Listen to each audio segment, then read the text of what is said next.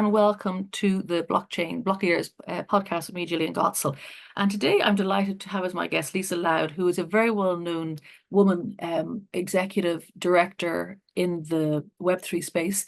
She's the executive director of Secret Network Foundation. I want to hear all about that later on. And also CEO and co-founder of Fluidifi, which I'm saying wrong, but that's so you will remember it. It's spelled Fluidefi. And anyway, Lisa, thank you very much for coming on the show. I really appreciate it. Thanks, Gillian. Happy to be here. Thank you. So before we get to Web3 and what you're doing with privacy and secrecy and all the rest of it and confidentiality, you have a very strong career in Web2, working with Apple, Oracle, and PayPal. So can you tell me about your avenue and your journey into tech and Web2? Sure. I studied at university. I studied programming and math, and I really thought I was going to have a scientific career. That was what was interesting to me. But then when I got into business, I started out as a developer, and I worked for quite some time at Apple as a developer. And then I ended up being put in charge of a bunch of other developers, and we were working on bringing in new technology into Apple. So Apple had an M&A strategy where they would acquire new technology and bring it into our stack. And my team became responsible for integrating that technology. And that kind of naturally led me to think about, like, what are we buying and why are we buying it? Rather than just like, okay, here's a thing I need to do, let's do it. I started thinking about, okay, this is strategy. Like, what you acquire and which direction you go with your tech is strategy. And I guess that kind of just led me down the garden path. So it just kind of evolved over time. I started down one path and I ended up being more of a strategist and a marketing person, and then eventually got into pretty much leadership of large movements within these big tech companies. It's a very powerful combination, isn't it? So understanding the tech at its most technical, if you like, as a developer, but also understanding the strategy and then moving into leadership. Do you think that, like you also worked senior positions with Oracle and PayPal, were they also strategic positions that you were holding?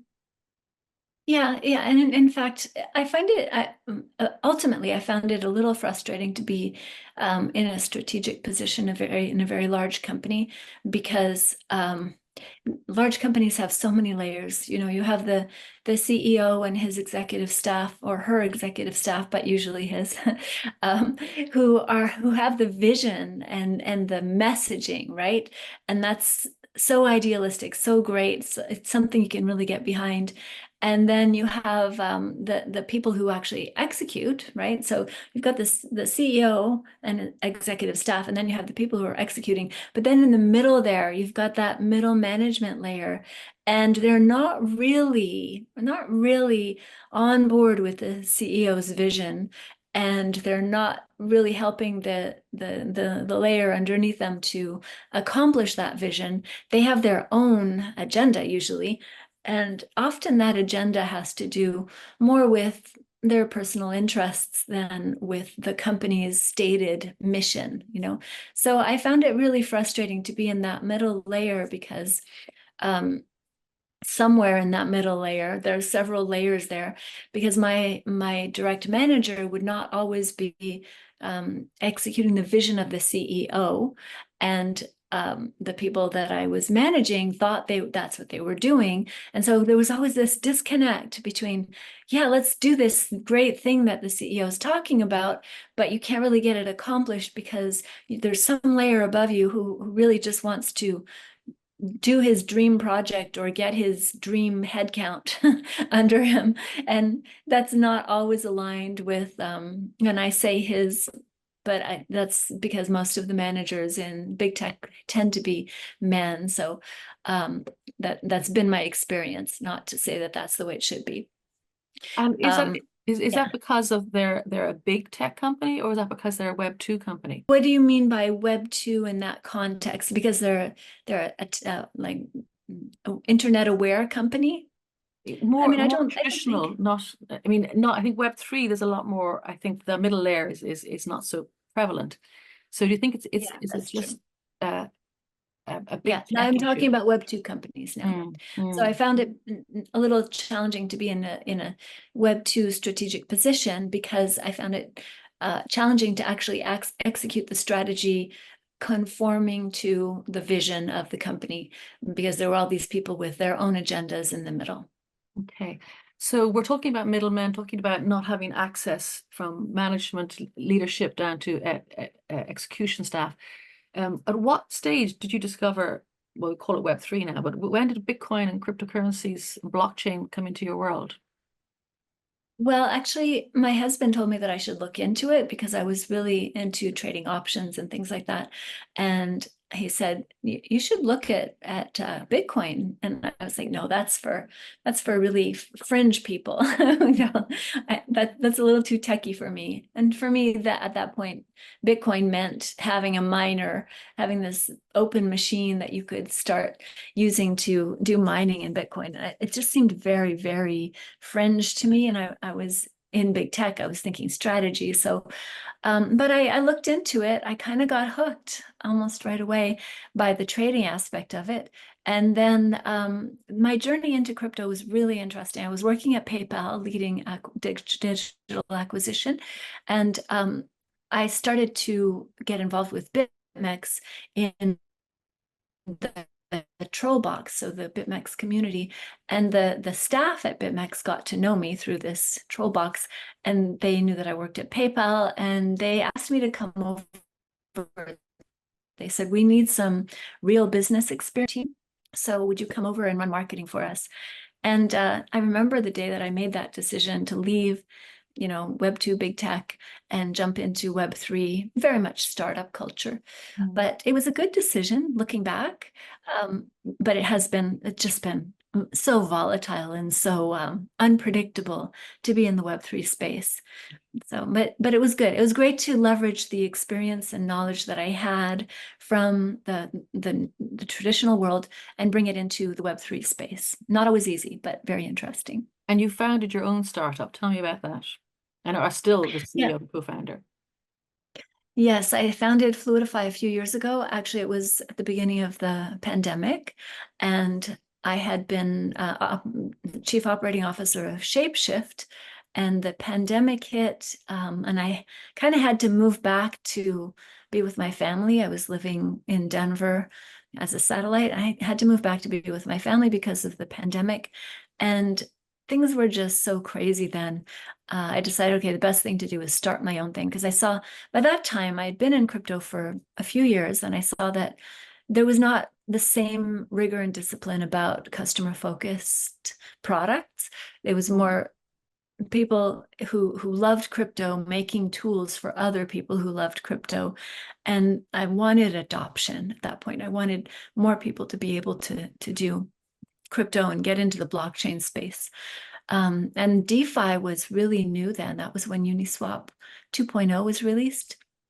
And this idea of liquidity pools replacing the traditional order books that we have in stock exchanges, and 24/7 trading, fully permissionless. It was really interesting technology, but it was also very much crypto for the crypto crowd, and nobody could figure out what was going on. You could make quite a lot of money if you could figure it out, but keeping track of your portfolio, like, we didn't have those concepts in DeFi back then. It was just, try this, try that, see what happens. So I founded Fluidify because I wanted to bring more rigor. I mean, you'll hear this theme over and over again from me. I wanted to bring more process, more efficiency, and more rigor to the crypto space so that it could be used by more people. Better UX, better predictability, better data. So that's really why I founded Fluidify. I have to admit that I founded it in 2020. I kind of thought DeFi was the next big thing and the institutions would be coming in within a year or two. And here we are, 2024. And I can tell you from talking to many large banks and hedge funds, they always say, we want to be ready for this, but we're not ready yet. It's still very early for us. We don't know what's going on. So they move slow. Okay, that's interesting. And then I know one of your passions is, and you're talking about rigor, so standards, and you're involved with the IEEE standards. Why do you think standards are important, and how effectively do Web3 standards, or if they do, cross over into Web2, cross over into Web3? That's an interesting question. I hadn't thought about standards crossing from Web3 to Web2. I think more about from the regulatory framework. I think the Web2 regulatory framework does not match with Web3 needs.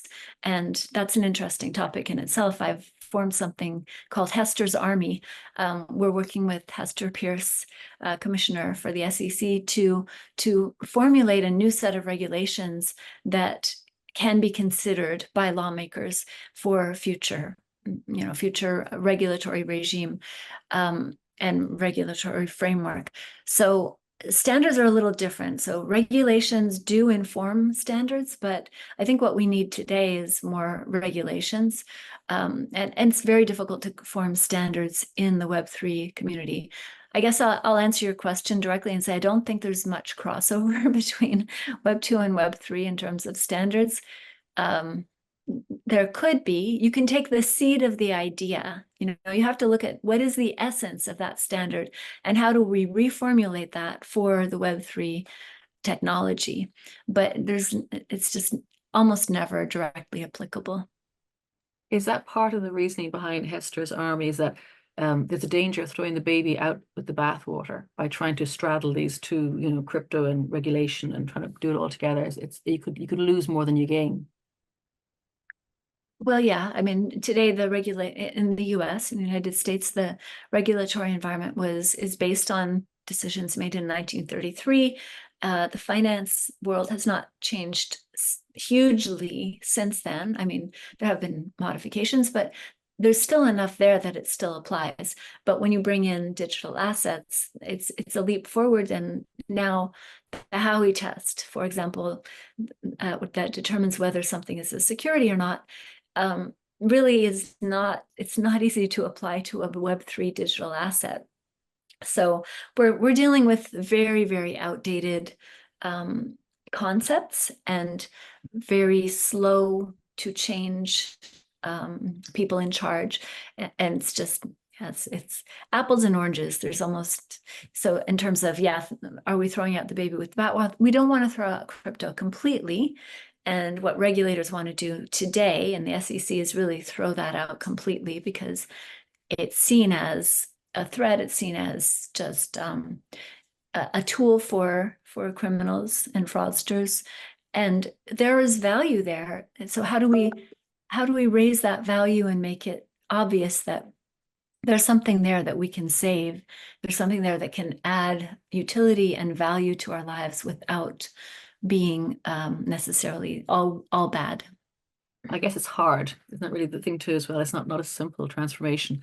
So one of the big issues around Web3 is that everything is open, it's transparent, and that's a real, it's a huge game changer. But by default, it means that if everything is transparent, then there's no confidentiality or privacy. So you have taken over the role the last year and a half. You're in charge, you're the executive director of Secret Network Foundation. Can you tell me a little bit about the Secret Network Foundation and Labs, and the roles between the two of them, before we look also at sort of some of the philosophical ideas? So maybe just the actual projects themselves.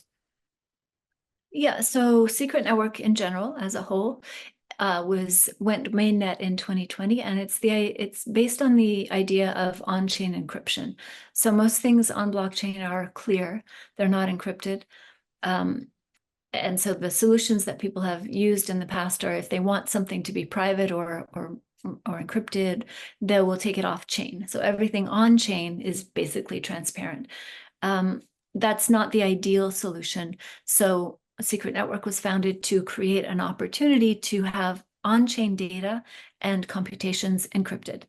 And what that means is that we will use there's many different ways you can encrypt things on chain. There's 4 different main methods, and everyone's heard of ZK, zero knowledge proof, and that's just one of 4. So what Secret is using is trusted execution environments. It's basically a hardware shortcut. We take data, encrypt it, and put it inside the secure enclave on the hardware on the server. And then we can run operations on it inside that secure enclave safely without having it leak outside. And that's the basic idea of secret network, is that you kind of use hardware as this very secure little space that you can do all of your operations in, and then you don't need to worry about data floating around in the clear on the internet or on the chain. Okay, so you mentioned ZK and TE. There's also the two other forms of encryption. What are they? There's the two other are MPC, which is multi-party compute, which, I mean, ZK, let's define them. So ZK means that you don't need to have any knowledge. You can ask a question like, did this person graduate from university? Yes or no? And you get back the answer without seeing which university, without seeing what their transcript was, what their grades, which courses they took, all of these details, just yes or no. That's zero knowledge proof. MPC, multi-party compute, means that there's a group of, let's say, 5 people, for example, who all need to put in their piece in order to get the answer out. So there's a piece of information in there that's encrypted, and if all 5 put in their key, it unlocks and you get the information out. There's a danger with MPC, because if those 5 people collude and steal information, it could end up being bad. There is an attack surface there. Then there's FHE, which is fully homomorphic encryption, and that's more powerful than ZK, more powerful than MPC, but very intense computation elements to it, because everything is math. So it's all done with math. You have to have a key, but you can get the answer out if you have the key. It's very securely encrypted. And finally, we have TEE, which is also just it's the same concept as FHE in terms of versatility. You can put anything in there and take anything out, but it's a lot less computationally intense, because you're using the hardware as this little garden that you can keep your data and computations in. Well explained. So you have been instrumental with a number of other companies in setting up the DCC Alliance. So it's the Decentralized Confidential Computing, with different companies that are using a combination of these different 4 techs. What is the idea behind forming this DCC Alliance? Yeah, great question. I would say my intention in forming this alliance and pushing it forward is that there's a lack of understanding both in the Web3 world and in the Web2 world about this idea of lack of confidentiality in blockchain. And the original intent for Bitcoin was that it would be anonymous. There's a whole section in the white paper about how this will be anonymous because no one knows your address. The reality is different, because they can find out what your address is. There can be a connection through on-ramps, off-ramps with fiat. And once you have that connection, all your other activity is easily traceable, because nothing is actually hidden or encrypted. It's just sort of hidden with this wallet address. So in the Web3 world, there's this idea that things are anonymous, where they're not really. The Web2, same thing. They think that blockchain is anonymous, but it's not really. And so this alliance in decentralized confidential computing, the mission is really to help the world understand the vulnerabilities that exist in blockchain, where you can't really be sure that everything is secret and data can be leaked. So in Web2, we know about these huge data leaks, right? They're a big deal. In Web3, it's even worse. And if you start talking about AI now, we're talking a whole other level, because in AI, Web2 AI, it's not confidential. We're sharing a lot of information. Well, Web3, it's even worse. So you have this decentralized permissionless AI, which sounds great until you realize that there is absolutely no protection for your data. So this new AI world, we want it to be decentralized. We want it to be permissionless, but we also need it to be confidential. And the DCC Alliance is really focused on awareness of why confidentiality, on-chain confidentiality and encryption is necessary for this next phase of adoption in blockchain. And what if we add in quantum computing? Does that blow it up even further? Yes, quantum computing. So the nice thing about encryption is, well, FHE is somewhat quantum resistant, and every technology now, every encryption technology is thinking about quantum and what's coming. We're not there yet, but really the reality is that quantum computing is not going to have any real life applications. It's not real until at least 2035. You can do very simple computations right now, but you can't do real quantum computations with real quantum hardware at this point. The qubits are very limited, et cetera. So we have 10 years to get ready for quantum. And those who are doing the encryption algorithms today are aware this is coming, so they're already making quantum resistant algorithms. But like I said, we're not ready today. If we were to fast forward quantum today without fast forwarding our encryption algorithms, we'd be in trouble. Okay. You start off by saying you start off with the tech, but you really got interested in the strategy. So what is your overall strategy then for Secret? What visions do you have for the future, in terms of either philosophy, vision, roadmap? What are your strategies going forward? The reason I love Secret and the reason I joined the team is that I've always been focused since I got into this space on mainstream adoption of blockchain technology for the right purpose, at the right, in the right products, not for everything. And I'm very aware that what's needed in order to move the industry forward today is more confidentiality. So we need to have on-chain confidentiality. So that's the reason for joining on-chain encryption or confidentiality company. As for Secret, the reason I love Secret in particular over ZK or any other of those companies that is doing other kinds of DCC is that it's the most powerful and flexible that has a real world application today. And there are definitely those who love the FHE more because they see that as the future tech.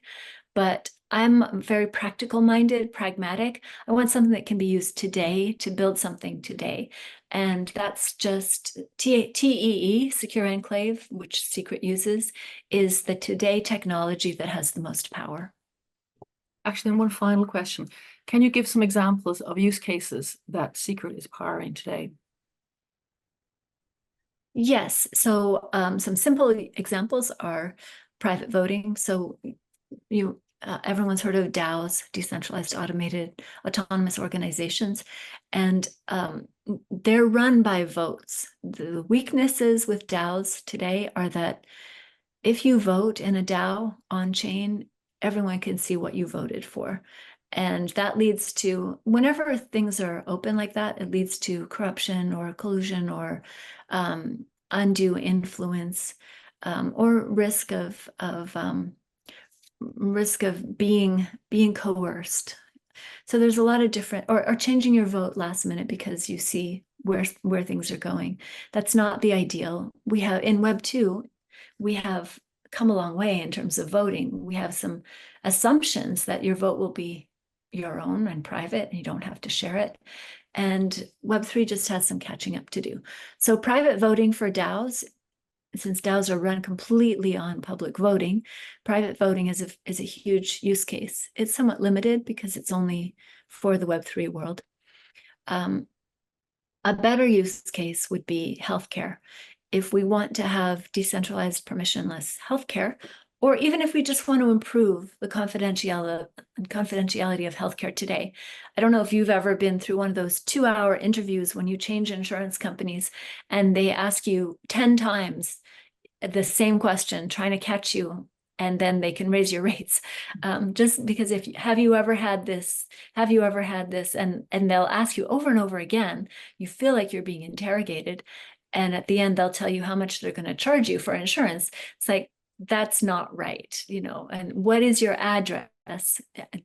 If you have this address, well, you're at greater risk for this type of, exposure.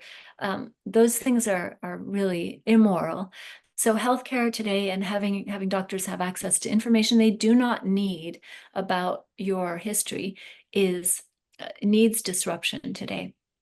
So the doctor should absolutely have access to what they need to know. Blockchain can do that. Blockchain can make things decentralized, permissionless, and being able to query things, data confidentially to get the answer that you need out without exposing all this other information like your address or your age, or unless it's relevant. That's a huge upgrade for people's privacy and ability to maintain their personal data personal. So yeah, I see there's a lot of use cases in healthcare. There's use cases in peer-reviewed scientific papers, which is very corrupted these days. There's use cases in gaming. For example, try to play a game of poker. If everybody can see your poker hand, it's not going to be a very good game. So confidentiality on-chain, gambling online, you need some privacy there. Not necessarily the best use case, but certainly it's something that happens all the time. So we need to have more confidentiality and Secret Network can solve a lot of these problems. That's fantastic. Thank you very much indeed, Lisa. For people to find you, what's the best address to find you, both for the company and for you personally? Yeah, Secret Network, you can find us at scrt.network. That's our website, and you can get links to everything there, our Twitter, our direct lines. For me personally, my Twitter is Lisa is Loud. You'll find me actually at Lisa is Loud on a lot of different platforms, in Telegram and on Twitter. And LinkedIn, you can find me on LinkedIn as well under that. And I'm always happy to hear from people with ideas, and love to explore partnerships and brainstorm new ideas and new ways to make the world better. So reach out. Thank you very much. That's inspiring. I really enjoyed our conversation. And Hester's Army, I love that. Let's go forth. Thank you so much for your time today, and we'll come back and we'll find out more about what Secret's doing in the future. Thank you, Jillian. Lovely to talk to you.